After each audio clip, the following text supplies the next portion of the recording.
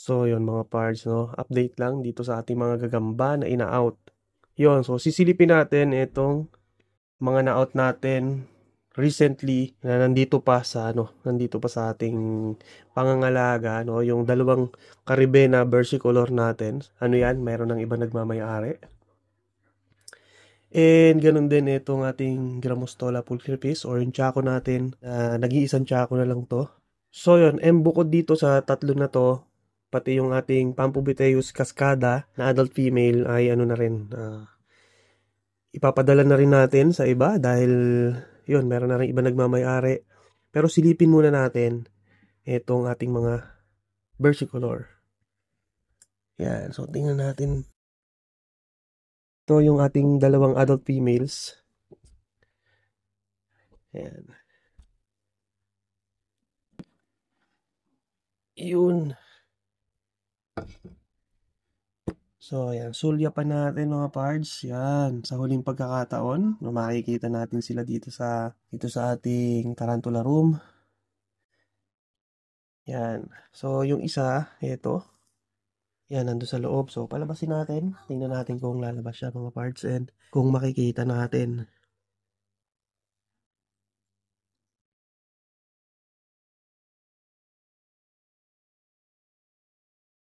So, ayan. So, ang nakakuha nito or yung bagong may-ari nito is kaibigan ko.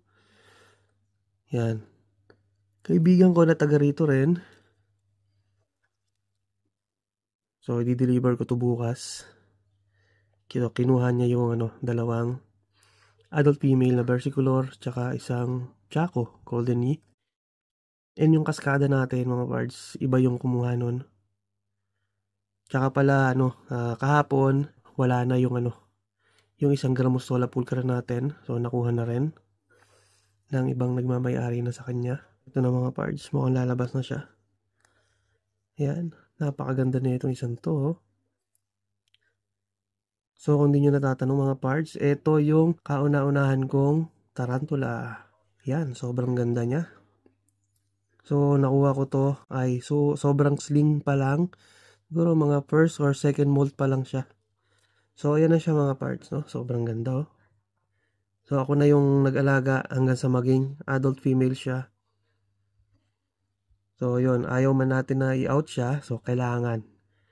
Meron ako mabigat na reason kung bakit ko kailangan silang i-out.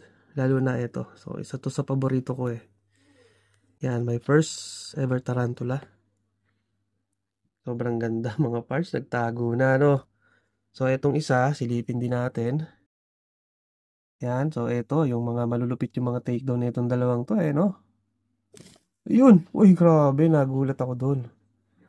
Yan, sobrang aggressive sa pagkain. Yan, so yan, ganyan sila.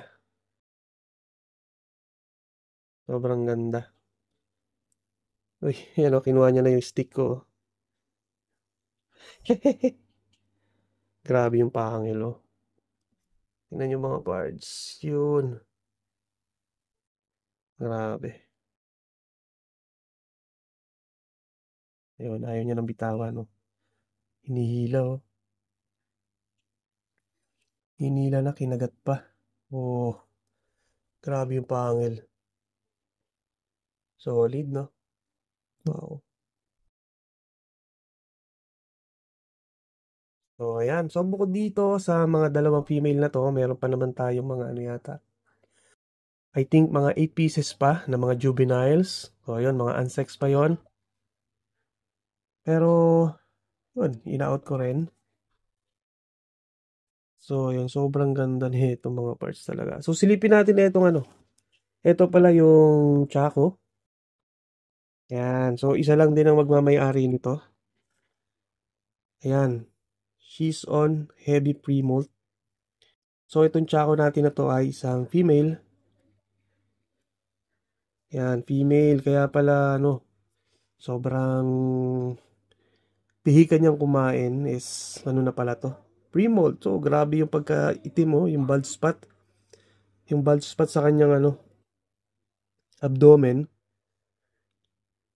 Ayan, sobrang itim na.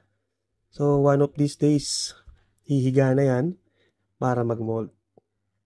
And syempre, sana okay yung pag-molt niya, maging successful yung molting process, no? Yan. So bukas, i-deliver ko na sila sa aking kaibigan, tsaka sa asawa niya. Ito sa asawa niya. And itong dalawang versicolor ay doon mismo sa kaibigan ko. So yun. Nabanggit ko pala 'di ba na na kinuha na kahapon yung isang Grammostola pulchra natin na female. So may kasama pala yon na nakuha na rin yung pair na Vitellius chromatus, yung ex Nando chromatus. So wala na rin yon. Wala na tayong Nando chromatus dito or Vitellius chromatus. Ayan, so piniprepare ko na at binabawasan ko na ito mga collection natin. Yan, yan, yan, yan. So ilan na lang sila. Sabagay, marami pa rin. Ayan o, hanggang doon. Marami pa rin sila. So inuunti-unti ko na nabawasan sila. So yung mga slings natin, ayan, medyo marami-rami pa yung mga slings natin dyan. And ayun o, hanggang doon sa ilalim, mayroon. Kaya masyado nang madami. Kaya kailangan ko na silang bawasan. Ayan, sino ba naman ang hindi aayaw dito? Sa Caribbean na versicolor na yan, napakaganda, pulang-pula. Yun, nung una kasi, tinanong ako nung kaibigan ko kung mayroon daw akong adult female na gusto kong i-breed na ganito nga, Caribbean versicolor. Sabi niya kasi meron siyang nakuha or nabili na male, adult male. So sabi ko, ayoko munang mag-breed ngayon, ayoko munang bumili. And kailangan kong bawasan yung mga alaga ko. And kung gusto niya, kunin niya na lang itong mga females ko para siya na yung mag-breed. So, gano'n na nga yung napagkasunduan namin. So, nakasama na to. Napakaganda din to. Golden knee. So, nangihinayang man ako. Pero, yun kailangan.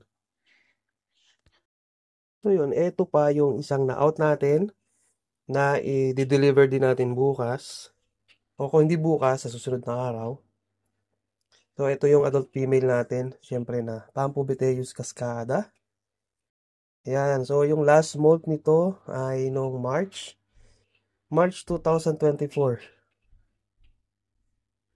Ayan. So, ito ay sobrang solid mga par. Solid yan. Napakalaki at napakaganda. So, meron siyang 7 centimeters body length. Ayan. So, iba na rin yung nagmamayari sa kanya. So, bali, ito na lang yung nag-iisa natin na tawag dito. Ay, hindi pala. Meron pa palang isang platyoma.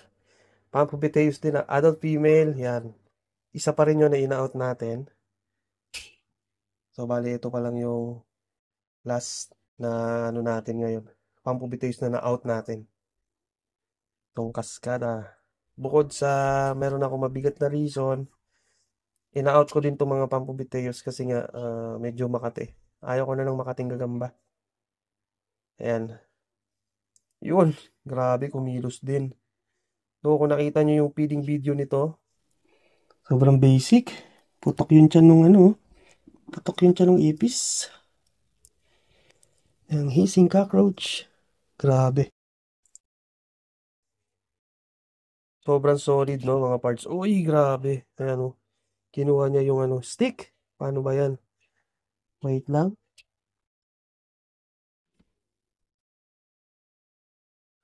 So, ayan, napaka-solid. Kinuha niya yung stick ko. Ayan,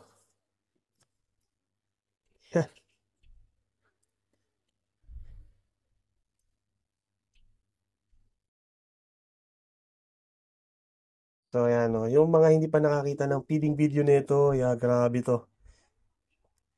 Grabe tong to make down, and grabing kumain.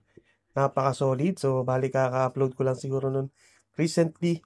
Nakasama siya dun sa feeding video. So, yan. Huling sulyap sa ating mga alaga, no? Yan. I'm saying goodbye dito sa ating kaskada, ating Chaco, tsaka doon sa dalawa natin na Caribena versicolor. So, hindi na natin sila mapipicture dito sa mga feeding videos natin. So, nakakalungkot pero masaya din kasi sa mabuting kamay naman sila mapupunta. So, yun lang, no, mga pards. Pinakita ko lang sa inyo. And yun. Sa susunod na lang ulit. JD's Tarantulas here. Bye-bye.